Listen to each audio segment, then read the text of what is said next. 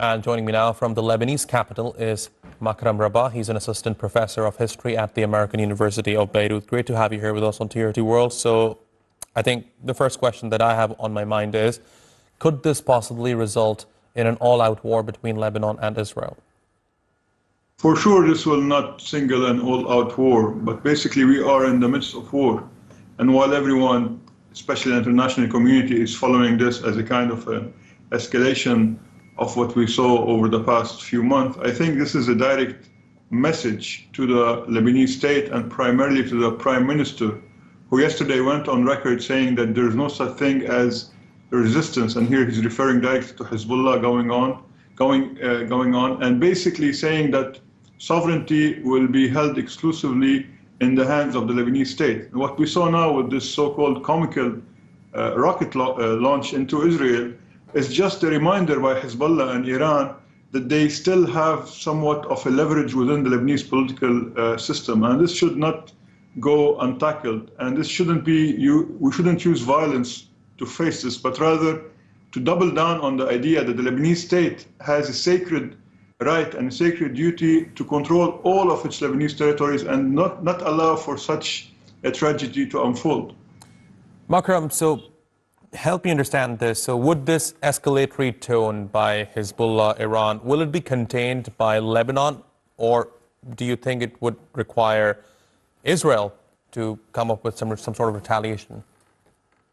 Unfortunately, the Lebanese state has been playing possum. They haven't done any sort of concrete action, while the Prime Minister and the newly elected President have said all the right things when they're speaking publicly. We have yet to see the Lebanese army deploy in these areas. Where the rockets were launched today, Jafar, is an area which is outside the south of the Litani, which is basically an area which should be controlled already by the Lebanese army. Up until now, we see the Lebanese president, who was the former commander of the army, drag his feet. And this is why I think, and unfortunately I say this, that Israel will continue to use its weapons to try to contain the situation.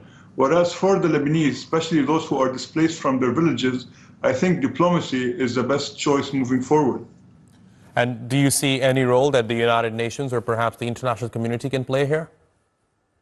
Well, I think the United Nations, as well as the international community, as well as the Arab Gulf states, have played an important role by reminding the Lebanese state of what should be done. However, moving forward, I don't think that anyone could help Lebanon except if the Lebanese help themselves, and primarily the Lebanese state, by actually acting like a Lebanese state and by deploying the army, which is the only way forward for people to return and for the reconstruction of the Lebanese South.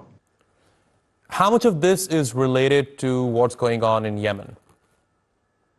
Well, I think definitely the Iranian Revolutionary Guard are trying to remind everyone, and particularly Israel and the United States, that they have their so-called auxiliaries or their agents across the region. However, I think be it the Houthis or Hezbollah, they don't have enough leverage nor enough military might to be actually existential threat. Yet, at the same time, these are all reminders of what these elements could play internally, be it in Lebanon or even in Syria if they decide to be spoilers for the new Syrian regime.